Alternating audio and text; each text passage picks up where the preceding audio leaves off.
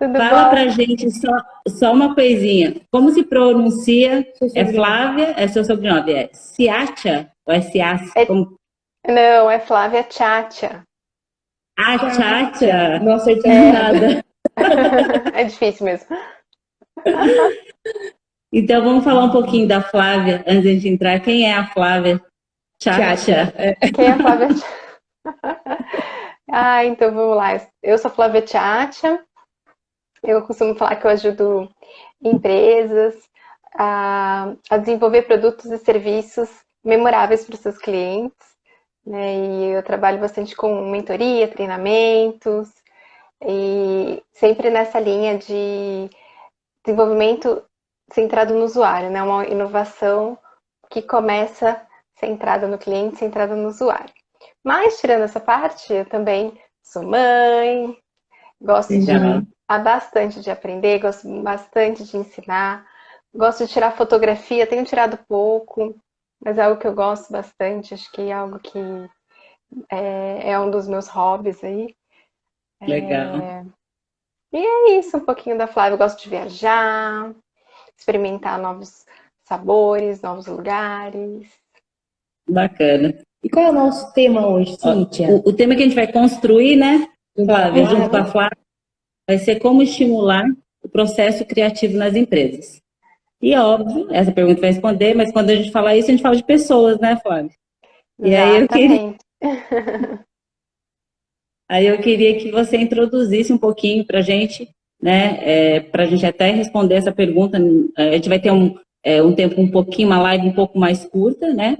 Porém, vamos já contextualizar em relação a nossa, ao conceito, né? A abordagem, né? Que seria o design thinking, para poder construir e responder essa pergunta. Que é design thinking? Vai, vamos lá. Que é design thinking. Vamos lá, né? O Design Thinking, ele é uma abordagem, né? Acho que a Cintia comentou bem aí. E aí vocês falam, nossa, Flávia, mas o que é uma abordagem, né? Eu ouço muito falar que é uma metodologia, que é um processo. O que é uma abordagem, né? Então, assim, uma abordagem é muito mais um jeito de pensar, uma filosofia, muito mais do que um processo rígido, um método, né, com ferramentas que você tem que aplicar sempre daquela forma, sempre daquele jeito. Então, a essência mesmo do design thinking é nessa linha de você pensar como um designer, no sentido de você ter um olhar curioso, de você ter um olhar mais empático, um olhar mais colaborativo, mais de experimentação, né? Que são esses três pilares que a gente tem no Design Thinking, que é empatia, colaboração e experimentação. Então, é mais nesse sentido. É claro que para ele ser mais, essa abordagem ela ser mais utilizada, várias instituições, vários autores acabaram trazendo com si alguns processos, algumas ideias de como desenvolver isso e como utilizar isso melhor, de uma maneira mais estruturada nas empresas, né? E aí, se você colocar Design Thinking no Google e procurar imagens, você vai achar, assim, vários tipos, vários modelos, né? Com várias etapas de processo. Mas acho que aqui não é muito o caso da gente entrar nessa discussão, né? Eu acho que o bacana de comentar é que é uma abordagem centrada no ser humano. Então, a gente sempre coloca ali o ser humano no centro e desenvolve o, todo o projeto, considerando então as necessidades, as habilidades, as limitações das pessoas que estão ali inseridas naquele contexto, né? E não é só o usuário final ou só o cliente. A gente tem todas as partes interessadas também que são que acabam influenciando naquela situação que você está vivenciando. Então, se você é uma pequena, uma média empresa, né, você tem um comércio, não é só o cliente ali que você vai pensar numa solução para ele, mas você tem que construir ali toda uma jornada que faça sentido no final, que entregue algo de valor para o seu cliente, mas também você tem todo o staff que vai estar atrás ali, suportando essa jornada, e tem que estar todo mundo muito alinhado, tem que estar todo mundo muito claro, né, qual que é esse objetivo final, que é fazer esse cliente feliz, né, esse cliente retornar para sua empresa depois, esse cliente falar bem da sua empresa, trazer outros clientes, né, e por aí vai. Então a gente tem E um pouquinho dessa questão. quando você fala dessas pessoas que tem que, né, suportar esse processo também, né, estar alinhado com o processo, você está falando bastante dos colaboradores, nesse sentido, das pessoas que trabalham naquela empresa? Isso, os colaboradores, assim, no processo até de design thinking, quando a gente vai aplicar isso numa empresa, é muito importante a gente trazer os colaboradores, a gente trazer os clientes, mas também acho que se você quiser criar realmente uma experiência completa, você também tem que integrar parceiros, fornecedores, né? Acho que você tem que é o ecossistema todo que tem que estar muito alinhado para você fazer tudo rodar. Mas geralmente a gente acaba pensando muito mais no cliente quando a gente ouve falar e pensar até por conta da inovação, né? O design thinking ele é muito relacionado à inovação, como que eu posso trazer inovação para a empresa, e aí é uma das formas da gente aplicar essa abordagem, porque ela traz esse olhar, né, diferenciado, o olhar no cliente, nas pessoas, para trazer esses insights para dentro da empresa. Poderia colocar alguns cases, né, que eu acho que só para exemplificar, né, essa abordagem, né, a implementação, o uso de design thinking em pequenas e médias empresas, só para a gente ter legal. Claro. Porque a gente sabe que você faz esse trabalho com a Embraer, né, Sim. Na experiência do usuário.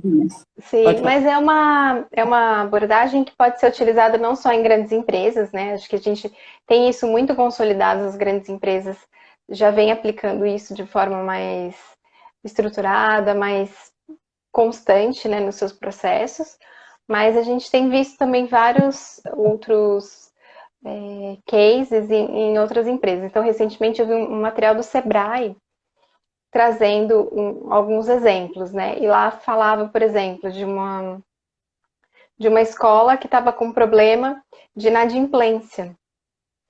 E aí o que eles fizeram?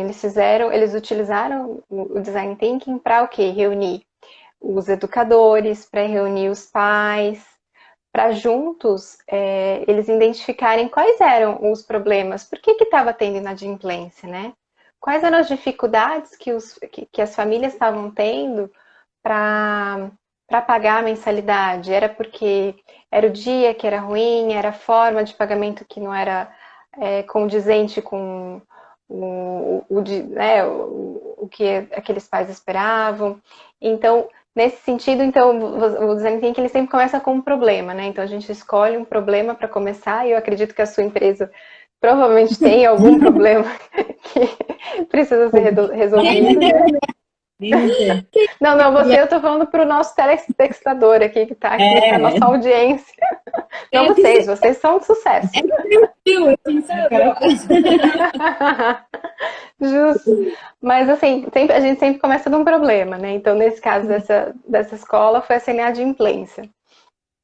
E aí você vai tentar entender o que está acontecendo do lado, né? Por que está tendo essa inadimplência? Eles não querem pagar? Não, né? Aconteceu alguma coisa. Se é em um caso ou outro, você pode falar assim, teve um problema nessa família.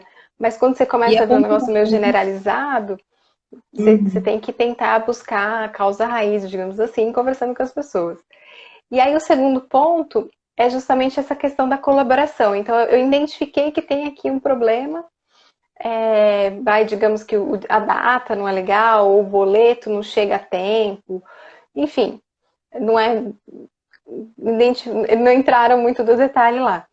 Mas aí você traz as pessoas para co-criarem com você, então, com a escola. Então, chama alguns pais, põe a diretora, põe o financeiro da escola para falar assim, como podemos então resolver esse problema, né, considerando que a gente tem aqui esse cenário e as dificuldades que vocês estão tendo. E aí acontece um momento de geração de ideias, né?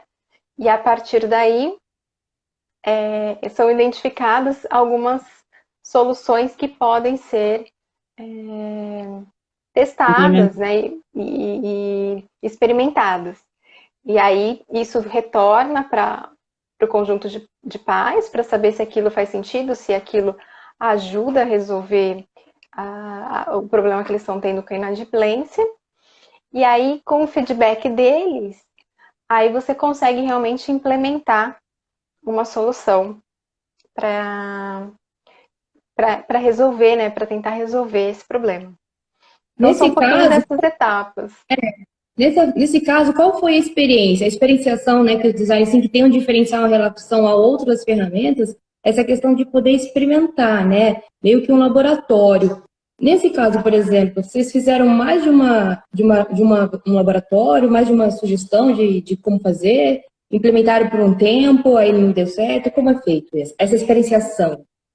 Então, nesse caso, o que eu te falei, esse eu não participei. Esse foi um case do Sebrae que eu assisti, então eu não sei tantos detalhes de como eles chegaram a implementar isso. Assim, eu sei que eles colocaram, eles criaram alguns planos para diferentes de pagamento, ao invés de você pagar todo mês, pagar de tanto em tanto tempo, e variado isso com os próprios pais e a escola, né? Mas a ideia da experimentação é essa mesma. Então, eu dei um caso de uma escola, mas, por exemplo, que às vezes fica mais fácil até de você tangibilizar essa questão da experimentação, se você está desenvolvendo um site ou se você está desenvolvendo um aplicativo.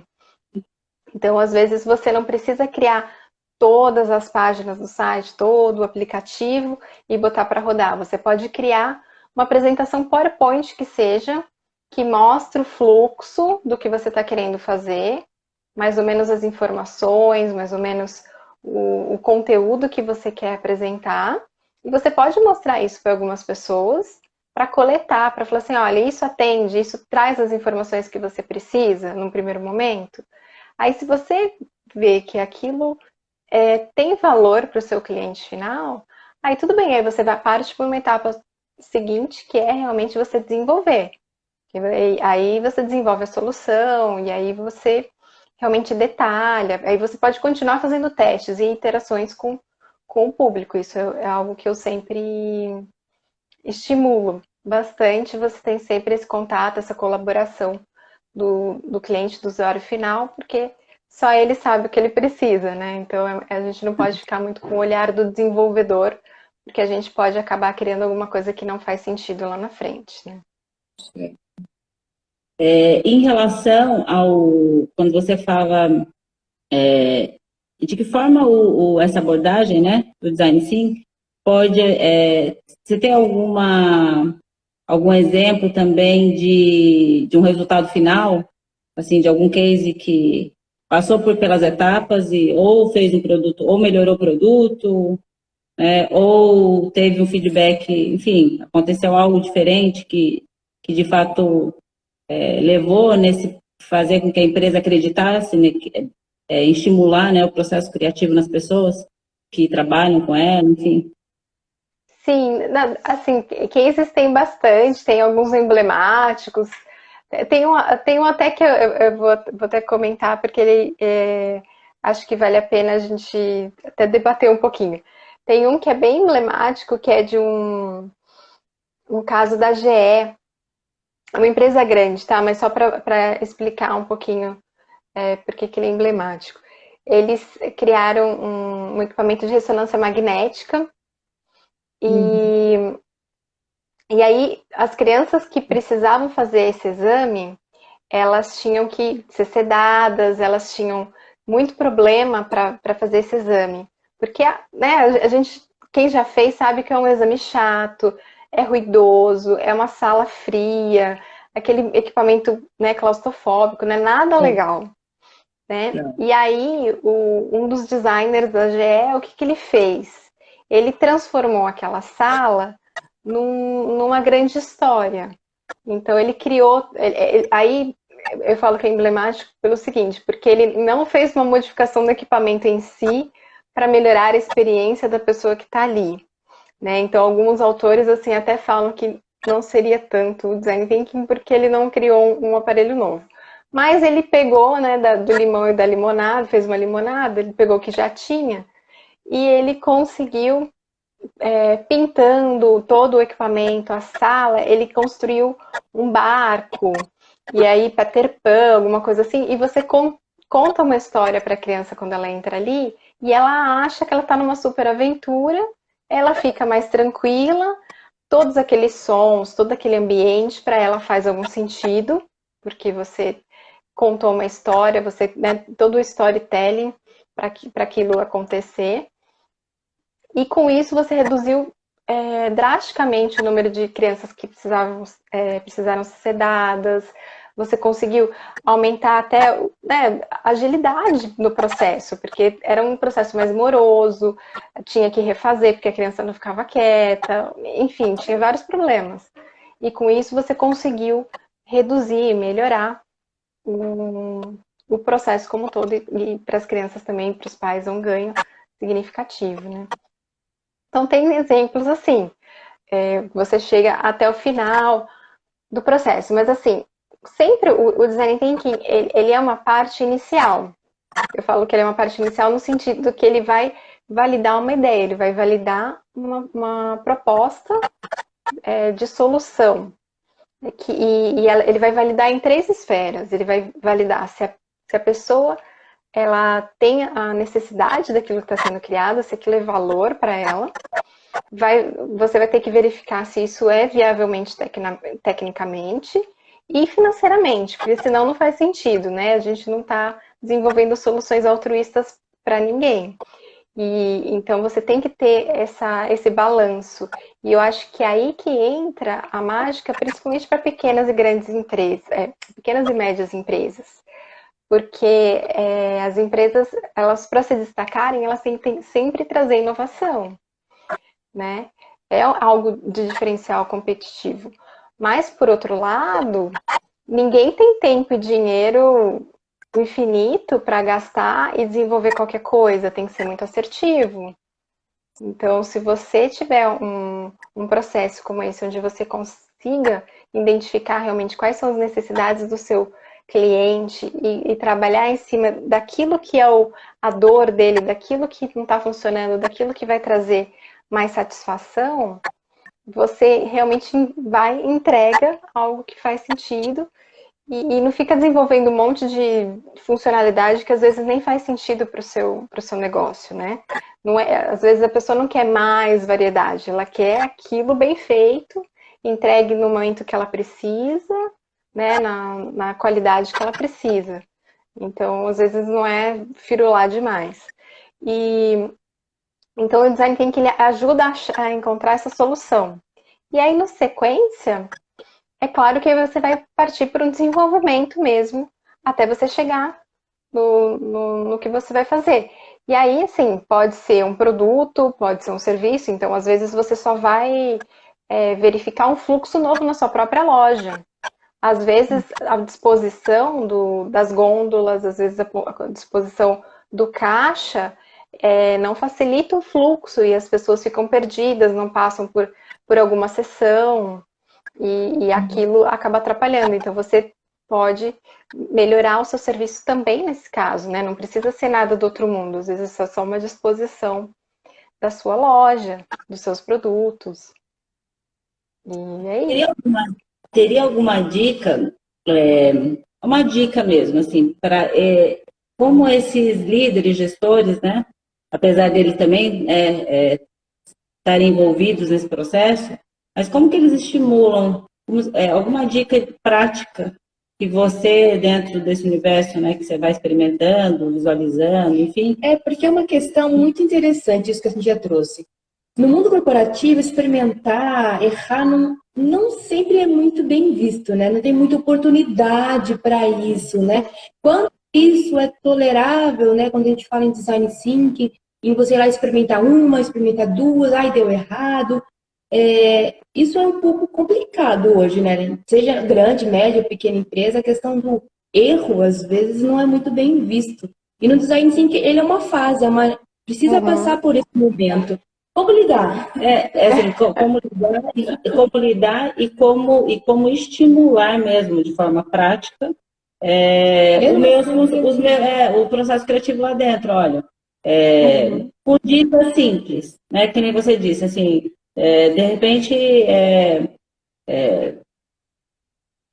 que você já viu acontecer, né? Sei lá, alguma coisa que você já viu, ou você mesmo deu como dica pelo cenário que você viveu, e que a gente pode trazer aí para uma pequena e média empresa. Não, legal.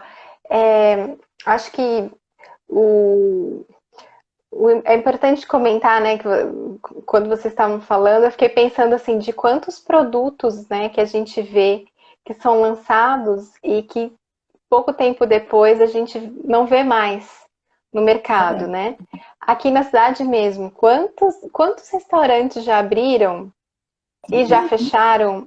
E assim, eles eram restaurantes bacanas, comida boa, ambiente divertido, e fecharam muito rápido, né? O que que tinha de diferença, assim, né, nesse caso? Então, eu acho que se você não tiver o cuidado de identificar qual realmente é a necessidade do seu público, o que pode acontecer é isso. Você criar algo que não atende o cliente final e você pode, no caso, pode fechar, se for um restaurante, você pode perder muito tempo e dinheiro num produto que não vai ter venda e talvez você tenha que fazer pivotar, né, mudar talvez de público. E para você mudar esse mindset, ele é realmente complicado. Eu acho que assim, a minha dica é experimentar numa coisa pequena, né? Pega um problema aí do seu dia a dia e tenta experimentar, ver o que você pode, de uma forma um pouco mais empática, tentar entender o que está dando errado com os colaboradores, com os clientes, ouve um pouquinho das dores, e assim, ouve numa postura muito mais de escuta, muito mais humilde, né? Sem tentar ficar justificando por que é daquele jeito, falando, não, mas isso acontece por causa de processo. Não, só ouve. Você não, nesse momento nem se preocupa em dar algum retorno. Só ouve, porque às vezes também, quando a gente tem alguma situação que o cliente, o colaborador, ele está com alguma dificuldade, às vezes a pessoa quer jogar aquilo tudo de uma vez para você, e às vezes nem é aquilo que ele queria, não é a real necessidade dele. Ele só está desabafando. Então você tem que respirar fundo e ouvindo, até para identificar se o que ele está te pedindo é realmente o que ele precisa, que às vezes não é. E eu sempre trago um caso quando eu estava na faculdade, na empresa júnior, apareceu um cara que vendia hot dog lá no campus. Ele queria uma margarina que durasse o dia inteiro, porque ele não tinha geladeira, era um trailer, né? E ele queria uma margarina que ficasse ali o dia inteiro sem estragar, uma manteiga. Uma manteiga não, margarina não, era maionese. Pior ainda, né? Salmonela total. E ele queria isso, e ele foi procurar a gente, né? A engenharia química e tal, porque eles queriam resolver o problema. E aí depois você foi descobrir, né? A gente observando o cara que foi lá entender o trabalho dele e tudo mais, ele levava um potão de maionese que dava para dias. Né? Assim, se ele pegasse um potinho menor e assim usasse aquele potinho, depois ele fosse num lugar né, que ele tinha alguma parceria, pegasse outro potinho menor, não ia estragar e ele não precisava desenvolver uma super maionese para que ela não estragasse. Então, às vezes, uma coisa muito simples, não teve custo para o cara, né? Mas assim, nas empresas, às vezes nas médias empresas, onde você já tem um medo de errar maior, realmente é complicado você simplesmente falar assim, confia no processo. Mas assim, você tem que rodar uma vez, pelo menos, para que as pessoas elas tenha uma noção de como é que funciona. E por que eu falo? Porque às vezes o processo você pode chegar num resultado que aparentemente não foi tão positivo. Não atendeu aquelas hipóteses que você testou, que você colocou lá. Será que vai atender isso, isso, isso?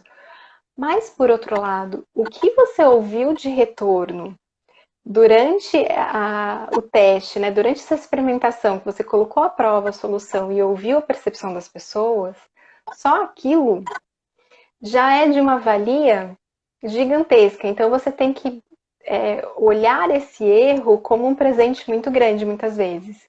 Porque você poderia não perguntar para as pessoas e levar esse erro até o final, onde ele poderia levar a sua empresa à falência, né, no caso dos restaurantes, ou simplesmente nem ia sair, porque você não ia testar, né?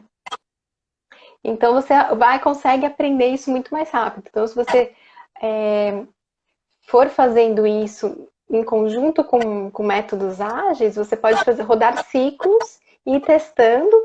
Então, assim, numa primeira sessão de Design Thinking, a gente chegou numa solução, validou com os clientes, agora tem que desenvolver. Então, eu criei uma carinha de aplicativo, uma carinha de site, mas ainda não testei todas as funcionalidades, ainda não testei todos os botões para ver se as pessoas entendem o que significa cada um deles, ou o conteúdo de todas as páginas. Eu não testei ainda a navegação, a usabilidade. Então, assim, você tem que ir fazendo isso de forma iterativa, de forma um passo de cada vez, né? Mas, assim, é uma questão de mudança de mindset mesmo. E para quem está querendo começar, minha sugestão é escolhe algo pequeno, algo que não vai ser, né, enfim, a vaca leiteira da sua empresa, porque se der errado, vai ficar muito ruim de você justificar, mas começa com algo menor. Ah, como podemos melhorar os relatórios? Como podemos melhorar a organização da cozinha? Sei lá. E aí vai criando esse hábito, né? E criar prática, e poder exercitar, e isso é legal, né? E aí pode legal que, pelo que você me disse, mesmo sendo pequenos resultados, eles sendo percebidos, né? Você vai criando credibilidade, consistência para ir talvez para o negócio depois que tá doendo mais, né? Mas é legal isso. É o que a gente conta aqui, que às vezes é simples, mas não simplista, né? Você vai lá, resolve um problema que aparentemente não é o que está doendo tanto, mas a pessoa vai se sentindo mais confiante para poder ir para um passo mais legal. Eu acho que você falou uma coisa muito importante, que na verdade é a empatia, né? Que é um dos pilares, né? Eu acredito um dos principais em todo sentido, mas não só na abordagem design thinking, mas em várias outras metodologias, né? Que também trabalham isso. Mas eu queria que você falasse um pouquinho de empatia, assim, como você vê ela, né? E como ela é forte, poderosa em um processo, numa abordagem como criativa, né? Nesse processo criativo. Não, legal.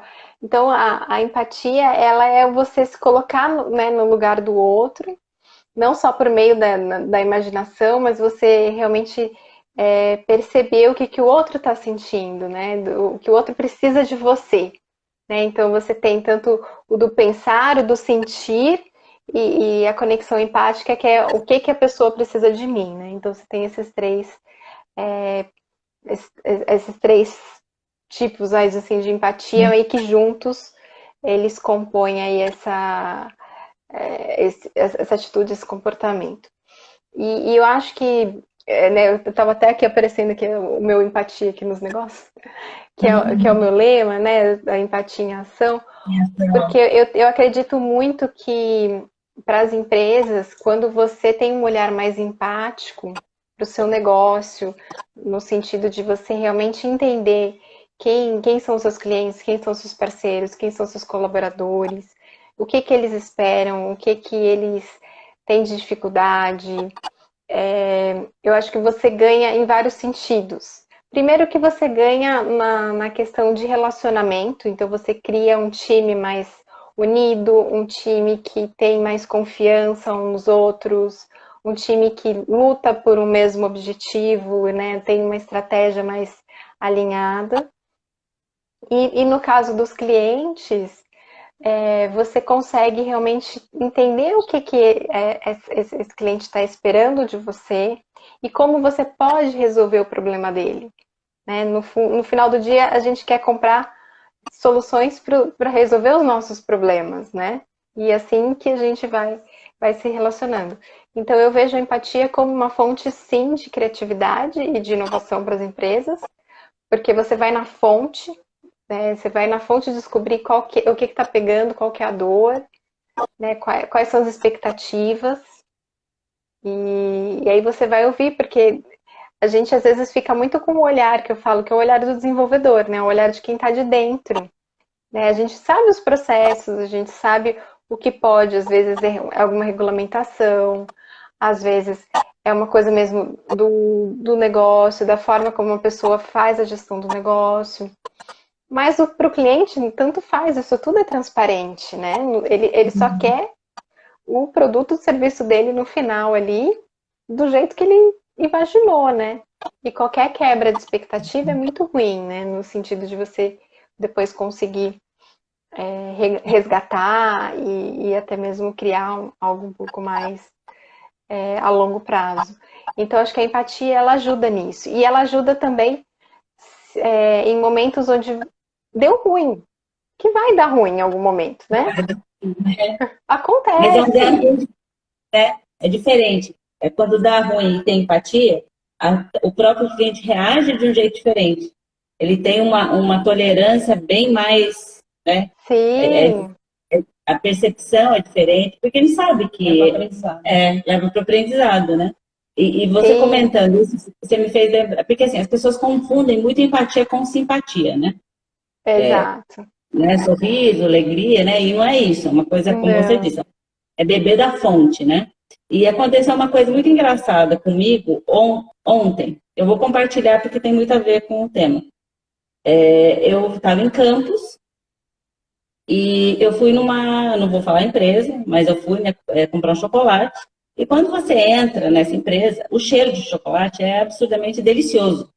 Uhum. Né? Você entra, você quer comer. Acho que mesmo quem não gosta muito, como meu marido, falou, nossa, que delícia de cheiro, né? Me deu até vontade de comer um chocolate. E aí, tranquilo, entrei. E todas as meninas simpáticas, né? Sorriso pra lá, sorriso pra lá, porque, né? Todo mundo tá querendo Uhum. vender. E aí eu peguei álcool gel em tudo quanto é canto. Só que na hora que eu coloquei o álcool gel, primeiro que não era álcool gel, era um álcool puro, eu acho. Mas veio um fedor Ah, que ela tirou assim, sério. Tirou a minha experiência do chocolate. Essa era a minha opinião, minha vivência. Posso ser uhum. uma cliente chata? Não sei, posso ser que eu seja, mas como eu, várias pessoas têm suas particularidades, né? Para mim, a experiência quebrou, tudo bem, aí perdeu o encanto. Então, essa coisa também do álcool gel, a forma como ele vai ser, né? Eu estou Uhum. dizendo que não, né? Tá todo mundo com álcool gel, em tudo quanto é canto, Sim, né? sim. Mas como esse álcool gel chega pra gente, né? Tem lugares que não cabe aquele cheiro vindo. E eu fiz um comentário para as meninas. Só que elas Uhum. não pegaram o comentário de uma forma simpática. Elas acharam que eu era uma cliente chata. E elas Isso mostraram acontece. isso né? Não, mas é álcool, álcool tem cheiro. Eu falei, eu sei que álcool tem cheiro. Eu não sei Não, exatamente. A gente vê muitos problemas de atendimento, né? Quando realmente muito engraçado. o colaborador, infelizmente, não tem um discernimento muitas vezes, né? Eu já tive experiências de ir com colegas com deficiência física, cadeirante, em restaurante por quilo. E aí ele solicitou ajuda, porque ele não conseguia, até porque o Se balcão servir. era alto, ele não conseguia se servir sozinho. E ele pediu ajuda para a menina do restaurante, e a menina virou para ele e falou assim: como assim? A gente não serve aqui. Tipo assim, eu não vou te servir, sabe? E Zero assim, ok, problema. ele saiu super puto, mas a gente acabou comendo lá mesmo, assim. a gente ajudou e a gente já ia ajudar mesmo, não era nem o caso, assim. Mas, assim, a falta de preparo muitas vezes, né? De você ver que a situação ali, às vezes, requer um olhar diferente, né? O seu cliente não é igual ao outro, cada um tem uma expectativa, tem uma necessidade, né? E você tem que se adaptar, né? Até porque nunca é pessoal, né? Não. Né? Você não está falando com a pessoa que ela está errada, você simplesmente está colocando a tua vivência, a tua experiência, a tua experimentação com aquele processo e esse ouvir, né? Essa escuta pode gerar, como você disse, ou um produto diferente, uma melhoria no processo, uma inovação. Às vezes é uma dica importante, eu acho, para quem é pequeno e médio, que está aqui ouvindo, ouve o cliente, igual ela falou, ouve com empatia, ouve de verdade, né? Que essa é uma colocação igual, presta atenção, talvez o cheiro do álcool aqui não caiba, né? Talvez não mesmo. Se pergunte se aquela colocação faz sentido para você, né? Se tem valor para você, se vai agregar de verdade, se é recorrente. Esse é um ponto que fica uma dica legal, né? Porque se a gente precisa de empatia, a gente precisa ouvir, né? Se alguém não está muito confortável com o que eu estou oferecendo, eu preciso entender um pouco melhor, né? Isso é muito legal, uma boa dica. É ouvir, Sim. né? É o ouvir, exato. A escuta empática, né? Eu acho que isso, o processo, né, se a gente for falar da aplicação do Design Thinking, o que ele é bacana é que ele empodera as equipes, né? Porque como você traz todo mundo para co-criar com você, para resolver aquele problema junto, as pessoas começam a ter um outro olhar quando elas veem um problema, né? Ao invés de ser aquele negócio do problema ser algo negativo, o problema vira uma oportunidade, né? É verdade. Então é um outro olhar. Todo mundo quer começar, né? Leia aí, clientes, tragam problemas. Sim. Né? É legal Queremos isso. resolver a sua vida, né? Eu acho que no final do dia é isso daí. É muito legal. Eu acho que isso, até fecha de um jeito bem interessante, né? Esse processo de estimular o processo criativo das pessoas. Eu acho que se a gente conseguir colocar a empatia, né, como uma dica, né, como algo que, de fato, com que esse colaborador, né, ou o líder, já só perceba isso, estimule essa escuta, né, do cliente, se entrar um trabalho, uma abordagem design thinking na empresa, ou qualquer outra coisa que venha agregar, né, com certeza vai ser um trabalho muito mais tranquilo, né? Você vai conseguir gerar muito mais, vai ser mais motivador, né? Envolvente, né? Participativo, isso é muito legal. Essa é uma coisa interessante a citar, né? Igual ela disse, a solução é feita por todo mundo, então é uma questão colaborativa, não foi alguém que foi lá e impôs uma coisa que disse para funcionar, né? Então, exato. E aí você muito legal, muito legal. Flávia, sem querer te cortar, nosso horário está acabando. Né? Tranquilo, meninas, são uma delícia aqui o bate-papo, mas a gente pode continuar um outro dia. A gente vai. Vamos ter uma outra, né, um outro tema bacana. Eu acho que a gente vai poder trazer, né, com as nossas parcerias, com as coisas que a gente vai poder desenvolver também. Acho que muitos cases bacanas, né? Sem dúvida. E eu acho que isso vai ser de grande valor, né? Que a gente realmente está nessa, como você, né? Tem todo esse olhar, né? Essa experiência, e é muito bacana encontrar pessoas como você, né? Que de alguma forma estão sendo visionárias, né? Foi um olhar diferente, né? E foi muita satisfação, de verdade. Foi uma alegria poder ter te encontrado nessa jornada. Ah, né? que gostoso. Também feliz, meninas.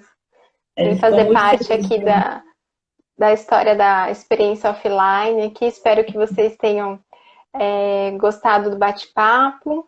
Eu tinha gostado. Quem ainda não me conhecia, né, pode me seguir também no Flávia Tchatcha. E se tiver perguntas aqui... Tchatcha é alegria, né? É italiano? Italiano, é italiano. Pena, Flávia. Eu gosto do italiano também. Eu acho que fala, né? Não sei, tua família, não sei. A minha família, assim, tem uma raiz faladeira, grita, né, É, com a sabe? mão. Babão. Minha mão não para, né? A minha também não. Dá pena, Kelly. Mas é muito legal. Essa alegria, muito obrigada, né, pela tua participação. E com certeza vamos estar juntas aí nessa caminhada. Com certeza. Meninas, obrigada. Boa noite. Boa noite para os telespectadores. Prazer enorme. Se tiverem alguma dúvida, é só falar. A gente responde depois. Tá bom. Obrigada, Flávia. Uma boa noite Até para você. logo. Tchau, tchau. Beijo. Tchau. Beijo. Oi.